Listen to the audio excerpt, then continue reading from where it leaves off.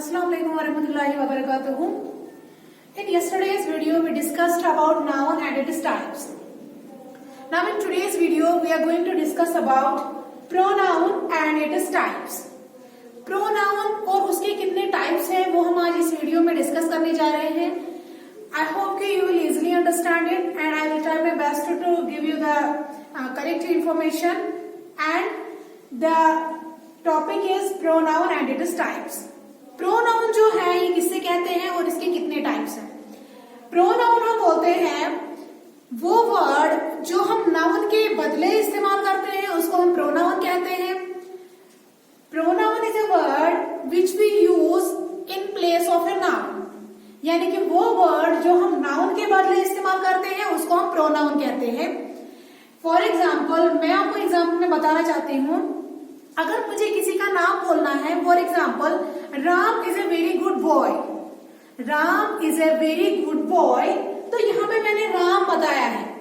राम के बारे में मुझे आपको कुछ और बताना है.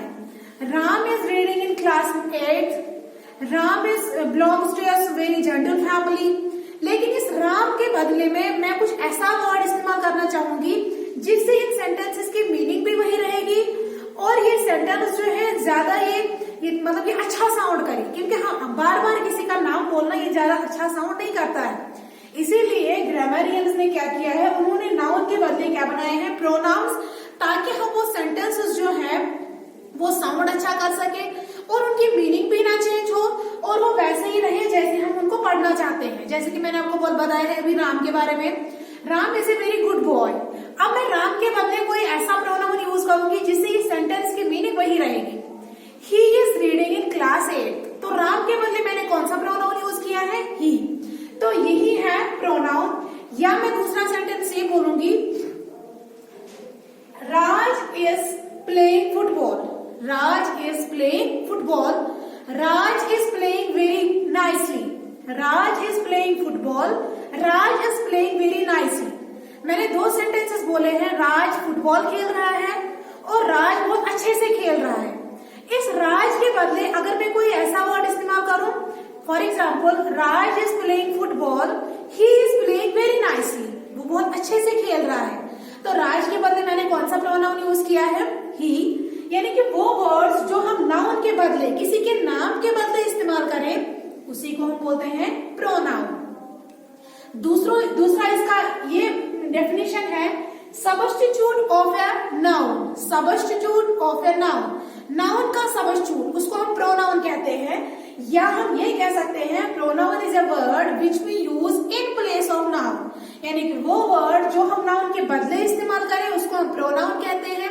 प्रोनाउंस बहुत सारे हैं, ही, शी, इट, दे, देम, यानी कि ये प्रोनाउंस अलग अलग जगहों में अलग अलग लोगों के साथ अलग अलग सिचुएशंस में हम इस्तेमाल करते हैं. जैसे कि मैंने आपको अभी एग्जांपल बताई थी कि राज के साथ मैंने ये इस्तेमाल किया है. अगर राज की जगह मैं किसी लड़की का नाम लेती, फॉर एग्जाम्पल सीता, हाँ, सीता की जगह अगर मैं राज की जगह बोलूंगी Sita is playing cricket, Sita जो है वो क्रिकेट खेल रही है, तो सीता के बदले मैं कोई ऐसा प्रोनाउन यूज करूंगी. आप ही तो नहीं इस्तेमाल कर सकती, क्योंकि ही यूज होता है किनके साथ, मस्कुलाइन के साथ, और फेमिनाइन के साथ हमेशा हम क्या इस्तेमाल करते हैं, शी.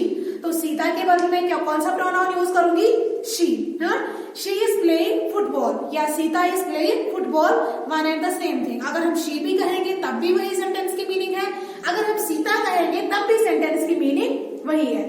तो अब आपको समझ आ गया होगा. अगर दे है, फॉर एग्जाम्पल दे भी एक प्रोनाउन है. दे हम किनके साथ इस्तेमाल करते हैं, प्लूरल्स के साथ. सीता एक ही थी, राज भी एक ही था, यानी कि ये सिंगुलर थे दोनों, इसीलिए दोनों के साथ, राज के साथ मैंने ये इस्तेमाल किया है और सीता के साथ मैंने शी इस्तेमाल किया है. अगर ये एक से ज्यादा होते, यानी कि बहुत से होते, 2, 4, 5, 6 होते, एक से ज्यादा यानी कि मोर देन वन, उसको हम प्लूरल कहते हैं. तो तब मैं क्या इस्तेमाल करती, कौन सा प्रोनाउन इस्तेमाल करती, दे. इन प्रोनाउंस के कितने टाइप्स हैं, there are 7 types of pronouns. How many types of pronouns are there? 7. First is subjective pronoun, another is objective pronoun, third one is possessive pronoun, fourth one is reflexive pronoun, fifth one is indefinite pronoun, sixth one is demonstrative pronoun, and seventh one is interrogative pronoun. How many types of these pronouns are now there? There are 7 types of pronouns, and these are 7 types of pronouns are these: subjective, objective, possessive, reflexive, indefinite, demonstrative and interrogative.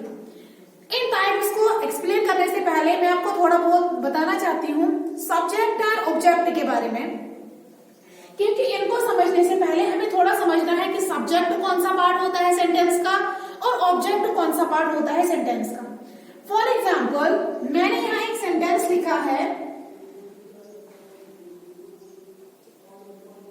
he is going to school. He is going to school. क्या लिखा मैंने?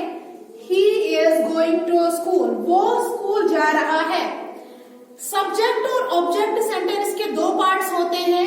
एक part को हम subject कहते हैं और दूसरे पार्ट को ऑब्जेक्ट कहते हैं। अब सवाल ये है कि सब्जेक्ट कौन सा पार्ट है और ऑब्जेक्ट कौन सा पार्ट है। सब्जेक्ट हम बोलते हैं doer of the action, action करने वाला, काम करने वाले को हम क्या बोलते हैं सेंटेंस में? सब्जेक्ट। और जो वो काम कर रहा है, कौन सा काम कर रहा है? वो स्कूल जा रहा है। यहाँ पे सेंटेंस जो है ये है he is going to school. he यहाँ पे क्या है? सब्जेक्ट, क्योंकि यही है काम करने वाला, यही स्कूल जा रहा है, तो ये बन गया इसका सब्जेक्ट। क्या काम कर रहा है? is going to school. कहाँ जा रहा है? स्कूल जा रहा है। तो ये वाला पार्ट जो इसका है, इसको हम बोलते हैं ऑब्जेक्ट। क्या बोलते हैं? ऑब्जेक्ट। काम करने वाले को सब्जेक्ट कहते हैं और जो ये काम कर रहा है उसको हम ऑब्जेक्ट कहते हैं। ये क्या काम कर रहा है? ये स्कूल जा रहा है, तो ये वाला पार्ट इसका बन गया ऑब्जेक्ट और ये वाला पार्ट इसका क्या है? सब्जेक्ट। अब मैं आपको एक्सप्लेन करने जा रही हूँ प्रोनाउन के बहुत सारे टाइप्स। प्रोनाउन की कितने टाइप्स हैं मैंने पहले ही आपको बताया है, there are 7 types of pronouns. अब हम इस वीडियो में हम 4 टाइप्स इसके डिस्कस करने जा रहे हैं एंड इंशाल्लाह in next video we are going to discuss another 3 types. Subjective pronoun पहला टाइप है। ये सब्जेक्टिव प्रोनाउन क्या होता है? सब्जेक्टिव प्रोनाउन ये प्रोनाउंस है जो सेंटेंस के सब्जेक्ट में आते हैं। जैसे कि मैंने आपको अभी बताया है डूअर ऑफ द एक्शन, जो सेंटेंस के सब्जेक्ट पार्ट में आते हैं उन प्रोनाउंस को हम क्या कहते हैं? सब्जेक्टिव प्रोनाउन, या हम इनको दूसरा नाम कहते हैं पर्सनल प्रोनाउंस। क्या बोलते हैं? Personal pronouns. सब्जेक्टिव प्रोनाउंस में क्या क्या आता है? He, she, I, you, they, we etcetera, और भी बहुत सारे हैं सब्जेक्टिव प्रोनाउन। फॉर एग्जाम्पल, मैंने आपको अभी एग्जाम्पल दी थी, he is going to school. तो ही अब इसका क्या है? सब्जेक्ट, क्योंकि ये सेंटेंस के सब्जेक्ट में आता है। सब्जेक्ट हम किस पार्ट को कहते हैं? डूअर ऑफ द एक्शन, काम करने वाला। शी इज सिंगिंग, वो गाना गा रही है। शी जो इसमें क्या है? ये सब्जेक्ट इसका है, यानी कि काम करने वाले यही है, ये सब्जेक्ट इसका पार्ट है। इसीलिए इन प्रोनाउंस को हम क्या बोलते हैं? Subjective pronoun. आई मीन्स मैं। I am writing, I am या आई एम रीडिंग, मैं पढ़ रही हूँ, मैं लिख रही हूँ, तो मैं इसमें क्या हूँ? Subject, doer of the action, काम करने वाला। You are listening, you are listening, आप सुन रहे हो, तो सब्जेक्ट इसमें क्या है? यू। दे आर डांसिंग, वो क्या कर रहे हैं? नाच रहे हैं, सब्जेक्ट इसमें क्या है? दे। समझ आ रही है? तो इसीलिए ये प्रोनाउंस जो है इनको हम कहते हैं सब्जेक्टिव प्रोनाउन, क्योंकि ये सेंटेंस के सब्जेक्ट में आते हैं, इसीलिए इनको नाम दिया गया है subjective pronoun. Another type is objective pronoun. अभी मैंने आपको बताया है कि सेंटेंस के 2 पार्ट्स होते हैं। पहले पार्ट को जो काम करने वाला है उसको हम सब्जेक्ट कहते हैं और जो ये काम कर रहा है उसको हम ऑब्जेक्ट कहते हैं। अब जो प्रोनाउन सेंटेंस के ऑब्जेक्टिव पार्ट में आएगा उसको हम क्या बोलते हैं? Objective pronoun. जो प्रोनाउन सेंटेंस के ऑब्जेक्टिव पार्ट में आता है उसको हम क्या कहेंगे? Objective pronoun. फॉर एग्जाम्पल, यहाँ पे मैंने लिखा है हिम, मैं यहाँ पे एग्जाम्पल लिख रही हूं। For example, this work is done by him. ये काम इसने किया है. This work is done by him. ये काम किसने किया है? Him. Him जो है ये सेंटेंस के किस पार्ट में आया है? ऑब्जेक्टिव पार्ट में, क्योंकि दिस वर्क यहाँ पे क्या है? सब्जेक्ट है. इज डन बाय हिम, तो हिम जो है ये किस सेंटेंस के किस पार्ट में आया? ऑब्जेक्टिव पार्ट में. इसीलिए इन प्रोनाउंस को हम क्या कहते हैं? Objective pronoun. क्या कहते हैं? Objective pronoun. अगर ये लड़का है तब हम हिम इस्तेमाल करेंगे. अगर ये लड़की है तब हम क्या इस्तेमाल करेंगे? हर. अगर ये एक से ज्यादा है तो हम क्या इस्तेमाल करेंगे? देम. अगर हमने किया है अस, हाँ, तो हम क्या लिखेंगे? अस. अगर उस इंसान ने किया है तो क्या लिखेंगे? यू. ओके. जो प्रोनाउन सेंटेंस के ऑब्जेक्टिव पार्ट में आते हैं उनको हम ऑब्जेक्टिव प्रोनाउन कहते हैं. जो प्रोनाउन सेंटेंस के सब्जेक्टिव पार्ट में आते हैं उनको हम क्या प्रोनाउन कहते हैं? Subjective pronoun. Okay. Another is possessive pronoun. Another is possessive pronoun. Possessive pronoun को दो कैटेगरीज में डिस्ट्रीब्यूट किया गया है. How many categories? 2 कैटेगरीज में इसको डिस्ट्रीब्यूट किया गया है possessive pronouns. एक कैटेगरी में आते हैं his, her, their, your and our. दूसरी कैटेगरी में आते हैं his, her, theirs, yours and ours. क्योंकि his और her जो है ये इस कैटेगरी में भी चेंज नहीं होते हैं. तो इसकी क्या डेफिनेशन है? पॉजेसिव प्रोनाउन हम किसको बोलते हैं? पॉजेसिव प्रोनाउन की डेफिनेशन क्या है? Possessive pronoun tells us who owns a particular thing. Possessive pronoun हमें ये बताता है कि ये चीज किस पर्टिकुलर चीज जो है ये किसकी है. पॉजेसिव प्रोनाउन हमें ये बताता है कि ये पर्टिकुलर चीज जो है ये किसकी है. फॉर एग्जाम्पल मैं आपको एग्जाम्पल्स में बताऊंगी, दोनों एग्जाम्पल्स. ओके. इसमें 2 एग्जाम्पल्स मैंने आपको बताई है कि आपकी इसमें 2 कैटेगरीज हैं और दूसरी कैटेगरी है, मैं यहाँ पे और एक वर्ड ऐड करना चाहूंगी, माइंड. और इसकी दूसरी कैटेगरी में क्या आता है? Mind. Okay. This is my book. For example this is my book. ये किताब मेरी है. क्या बताता है possessive pronoun? Who owns a particular thing. Who owns a particular thing.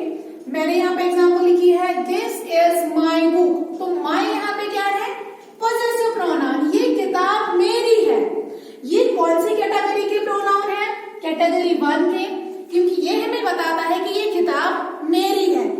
दूसरी कैटेगरी में हम ऐसे भी लिख सकते हैं दिस बुक इज माइन. यहां मैंने नाउन को किसके बाद लिखा है? जिस तरह से मैंने आपको बताया है कि इसके 2 तरीके हैं लिखने के. या हम ऐसे भी लिख सकते हैं, ये पॉजेसिव प्रोनाउन हम ऐसे भी लिख सकते हैं.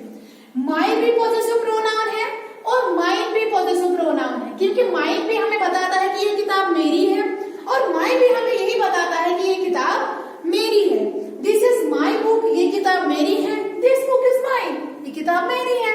दोनों सेंटेंसेस का मीनिंग से एक ही है, लेकिन माई भी पॉजेसिव प्रोनाउन है और माइन भी पॉजेसिव प्रोनाउन है.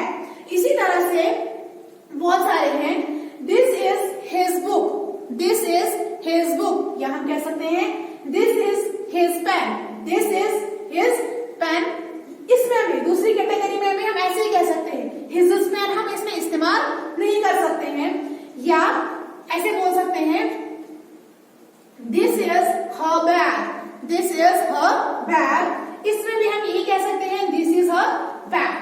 दियर्स यहाँ है. अगर पॉजेसिव प्रोनाउन हमें दियर्स इस्तेमाल करना है, कैटेगरी फर्स्ट में आता है दियर. कैटेगरी फर्स्ट में हम लिखते हैं दियर और कैटेगरी सेकंड में इसका क्या आता है? दियर्स. इसी तरह से your, yours, our, ours, my and mine. जिस तरह मैंने आपको समझाया है यहाँ पे this is my book, this book is mine. Mine category first में है और माइन जो है वो कैटेगरी सेकंड में है. ये आपको बाद में समझ आएगा जब हम पॉजेसिव प्रोनाउंस बाद में इसको डिस्ट्रीब्यूट करेंगे. Another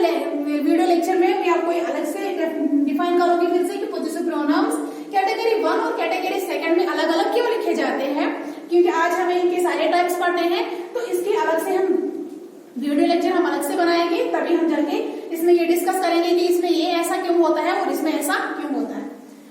now another type is reflexive pronoun, या हम इसको कहते हैं इंटेंसिव प्रोनाउन। इसके दो टाइप्स हैं, रिफ्लेक्सिव प्रोनाउन और इंटेंसिव प्रोनाउन, दोनों एक ही में आते हैं। Reflexive pronoun and intensive pronoun. Reflexive pronoun क्या होता है? It refers back to the subject of the sentence. It refers back to the subject of the sentence. For example, जैसे कि मैंने आपको अभी एग्जाम्पल बताई थी कि पॉजेसिव प्रोनाउंस की दो कैटेगरीज हैं, इसी तरह से रिफ्लेक्सिव कैटेगरी, रिफ्लेक्सिव प्रोनाउन और इंटेंसिव प्रोनाउन की भी दो ऐसे प्रोनाउंस है जो हम रिफ्लेक्सिव प्रोनाउंस में इस्तेमाल करते हैं, और कुछ प्रोनाउंस ऐसे हैं जिनको हम बोलते हैं intensive pronoun. For example, himself, herself, yourself, themselves, ourselves. Okay? For example, इस रिफ्लेक्सिव प्रोनाउन और इंटेंसिव प्रोनाउन की डेफिनेशन पहले आपको समझनी है। Reflexive pronoun means it refers back to the subject of a sentence. Subject के बाद में आता है क्या? Back to the subject. Subject के बाद में आता है रिफ्लेक्सिव प्रोनाउन। इंटेंसिव प्रोनाउन क्या होता है? It emphasises, it is antecedent noun या प्रोनाउन। एंटीसीडेंट मीन्स तुरंत बाद। एंटीसीडेंट मीन्स नाउन या प्रोनाउन के तुरंत बाद हमें इंटेंसिव प्रोनाउन इस्तेमाल करना होता है, और रिफ्लेक्सिव प्रोनाउन वो सब्जेक्ट के बाद में आता है। लेकिन यहाँ नाउन या प्रोनाउन के तुरंत बाद हमें क्या इस्तेमाल करना है? इंटेंसिव, सब्जेक्टिव, और रिफ्लेक्सिव और इंटेंसिव प्रोनाउन में हमें क्या इस्तेमाल करना है? इसमें हमें तुरंत बाद इस्तेमाल करना है, इसमें हमें सब्जेक्ट के तुरंत बाद हमें रिफ्लेक्सिव प्रोनाउन इस्तेमाल, इंटेंसिव प्रोनाउन इस्तेमाल करना है। लेकिन रिफ्लेक्सिव प्रोनाउन में हमें क्या करना है? It refers back to the subject of the sentence. For example, reflexive pronoun और इंटेंसिव प्रोनाउन की मैं आपको एग्जाम्पल दूंगी। रिफ्लेक्सिव प्रोनाउन और intensive pronoun, I will do it myself. For example, I myself will do it. ये दो examples हैं, इनसे आपको बेहतर समझ आएगा। I will do it myself.